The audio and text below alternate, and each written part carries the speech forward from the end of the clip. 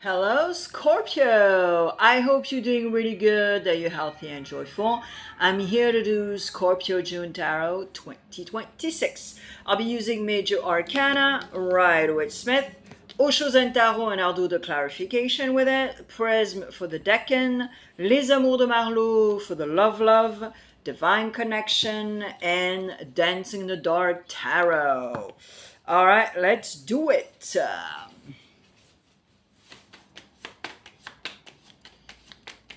Summer, Scorpio, are you ready for summer? Yeah. So with Major Arcana, we'll check the vibe of June. With Rider-Waite Smith, we'll check the recent past and the near future. With Osho Zen, I'll do the clarification, but we'll check consciously and unconsciously what's up. And with Divine Connection, we'll check the challenge of the month and the outcome.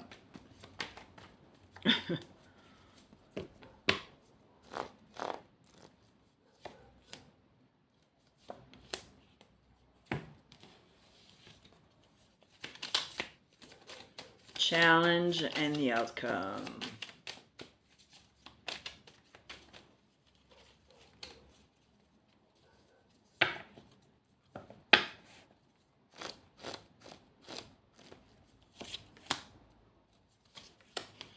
All right, Scorpio, let's do it. Libra in the house that I just did. Alrighty. Okay, so Scorpio. It's interesting because we're going to start prior in the recent past. And in the recent past, you have the Knight of Cups. So clearly, you were able to create some healthy boundaries and really be in the now and sort of protect yourself, but not so much, you know what I mean? But being aware that you need to create healthy boundaries in your life in order to be like, okay, you know, I know what's going on in my life. I know what I want. I'm accountable for what I did, for what I said, but at least I am protecting myself at least a little, because do not block the energy, okay? And you were like in deep thinking also with Knight of Cups, okay? All right, now for the energy of June, you have the Justice, which is the results of that Knight of Cups, meaning when you put everything into place, when you put the cards on the table and you have your own truth, this is why that Justice card is here. It's because also you want to harmonize. You want to have a beautiful equilibrium in order for you to keep on going. And possibly, maybe, you are going to court in June also. Consciously, you want to participate and do things. Consciously, you don't want to stop to be who you are. It's that simple. And maybe possibly I'm talking to a Scorpio that has a bunch of fire on their charts. Mars and fire, maybe Saturn, maybe Mercury, some sort of like that. You have a bunch of placement in fire. Unconsciously, you know that you still appear. There's a fog, decision making, you at a crossroad. It's a hot mess, unconsciously. And unconsciously, you got to get rid of that. Unconsciously, you finally need to work on that. It's going to be super duper important for you. But maybe if you're going to court in June, it may be going to wake you up and be like, hey, you're going to court. You know why? Okay? And if it's not court, it's like I was saying, harmonizing things, etc., etc. Your challenge is to rise above. The challenge is to not be attached to the outcome. That's your challenge in June. Because the look of others, because of the outcome, because of a lot of things. And it's all about self-sabotage, self-criticize, etc., etc. And it's not that good. All right, Two of Wands. Here we go. The near future. Again, thinking.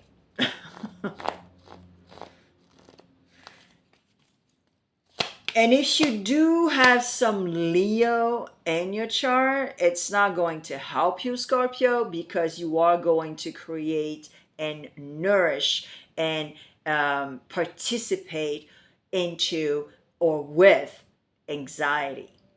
So you are going to create that liar in your brain that is going to be like ruminating and hamster wheel, etc., etc., and it's no bueno.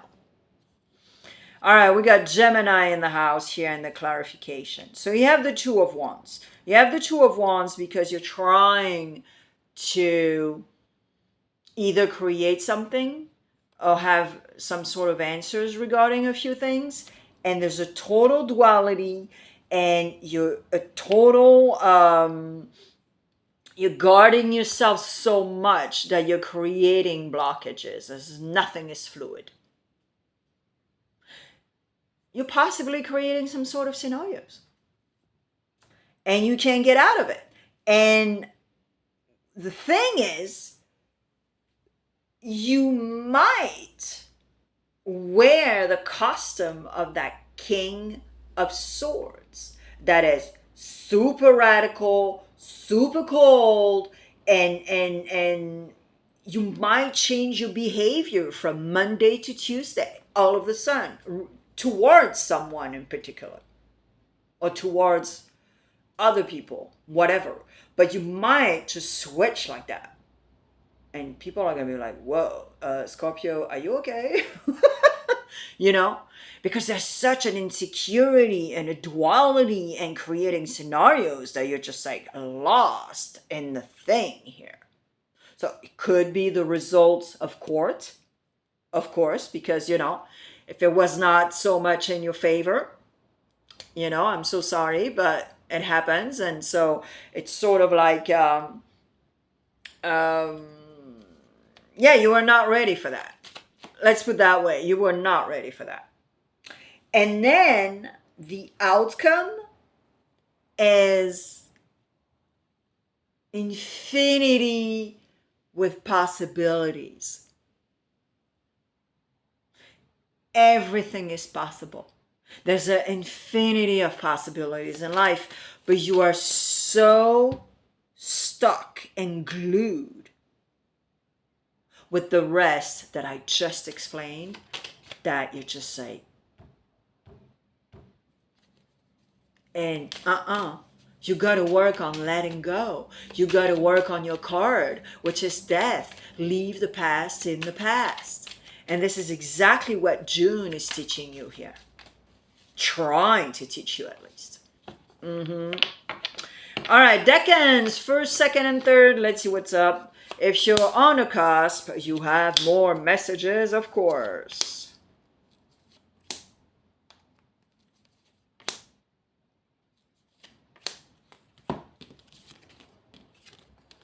Alors, first decan. Cancer in the house with the Chariot.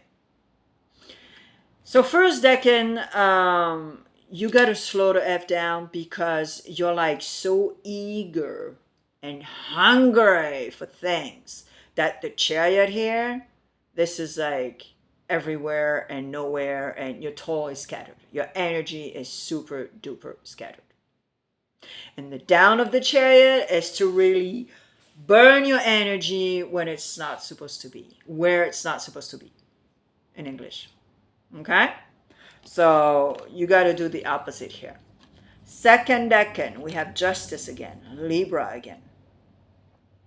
Second decan, you're really trying, to harmonize everything and have a beautiful equilibrium in your life. with sweetness and fluidity, and everything is at the right place, and everything is a beautiful energy, frequency, equilibrium, etc. But this is exactly what you're seeking here, second decan in June. Third decan. Third decan. Your ego gets in the way. You have to put a little water in your wine, cut the apple into, etc., etc. Because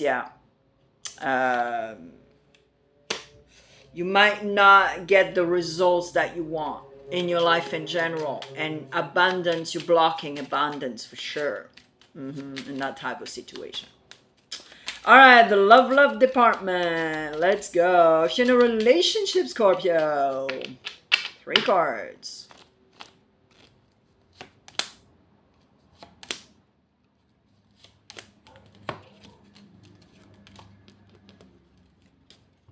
If you're in a relationship, all right. Ooh. All right.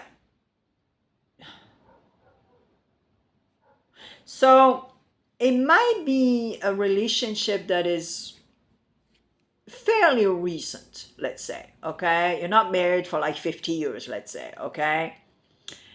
Unless there's 2 scenarios. So it could be, okay, you're married for a very long time, and then all of a sudden you're at a crossroad of a decision because someone flirted with you and you're like, oh shit, what do I do now? And especially because the person is really expressing herself, this person, okay? So there's this type of scenario 1, and now you're just like, whoa, I'm at a crossroad of a decision.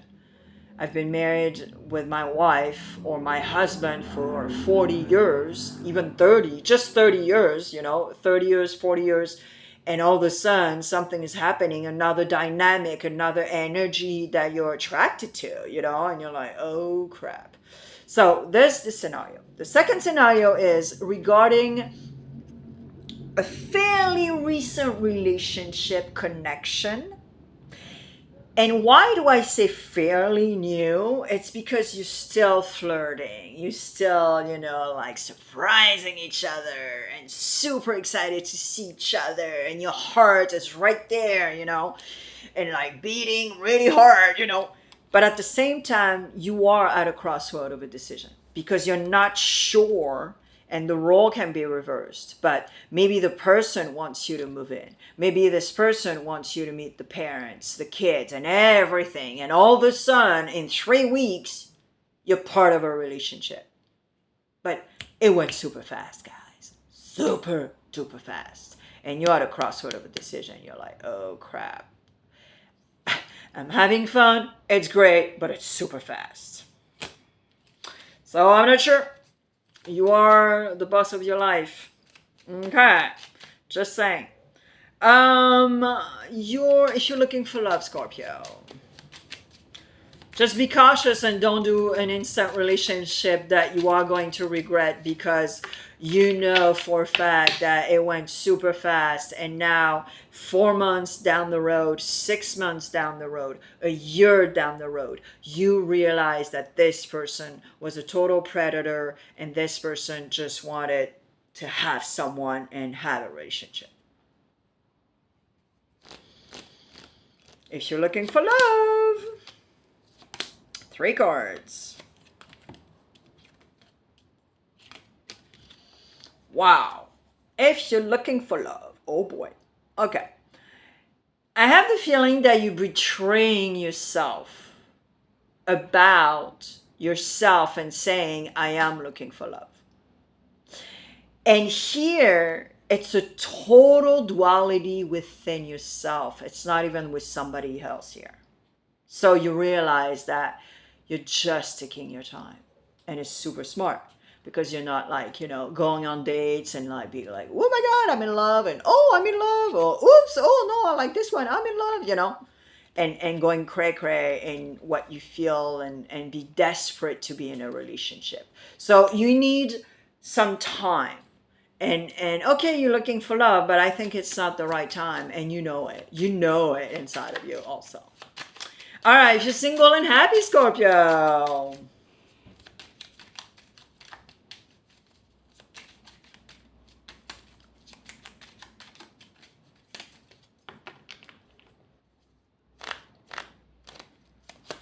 Single and happy, 3 cards.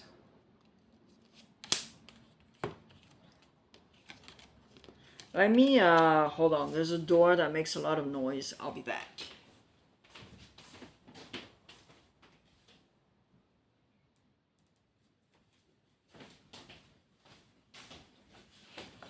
All right. So, if you're single and happy. Haha. Wow. Misunderstanding regarding, so I think there's 2 scenarios here again. Either someone really betrayed you, and I'm not sure how they would do that because on an application and you're just having fun, but there's some misunderstanding because you've been communicating with this person, and maybe you found out that she betrayed you somehow. Or it's absolutely yourself that is betraying yourself regarding being single and happy, but you are absolutely, you know, communicating with someone sort of a lot, and it's not exactly the typical single and happy because you're like, it's a little bit too much, you know. It even sounds like a relationship, and I have the feeling that you have people from the outside, your really good friend, maybe your mom or whatever, your sister, your brother, that are like, dude, so you're saying that you're single and happy, but why are you talking to Paul like every night, you know? And that's sort of right because, you know, and I think I have the feeling that yourself is a little confused also, because it's true. You're sort of like, huh, yeah, you're right, you know, I'm talking to this person a lot. You know, so you gotta decide what's up here, okay? All right, Dancing in the Dark, 3 cards in the back of the deck. Let's see what's up.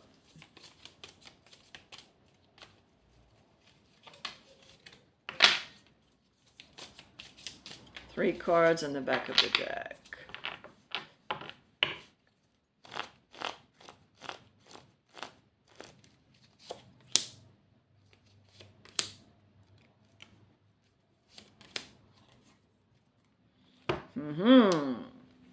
We have Capricorn here and the King of Swords again.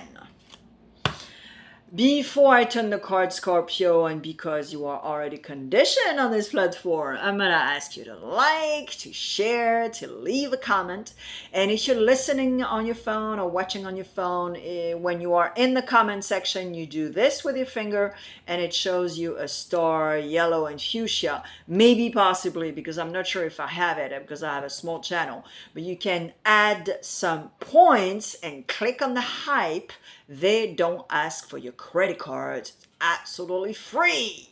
Thanks in advance. Whoa. Yeah, there's an end of a cycle. Alors, if you decide, because wanting something, desiring something, and do things in action to have it, that's a very different ball game. But this is exactly, so you're like, you're tired, you're exhausted, you want a brand new cycle, and you have the energy, because you have the energy of the Diablo here with Capricorn, but you also have the King of Wands. And remember, you have that King of Swords twice here. So, and you have the Fool. So it's like, dude, Scorpio, you got to be careful in June because you might act with radicality and super impulsive. And you're a water sign. But when enough is enough, you might just overreact too. Okay? And in June, we have, you know, Mercury retrograde again. So you got to watch out for those energies. That could be also a little roller coaster of emotion, and you're going to regret it. Mhm. Scorpio, I see you on my channel. I am not gone. I post on the regular, and I wish you the very best always. And I thank you always, also, and forever for all your support. I'll see you soon on my channel.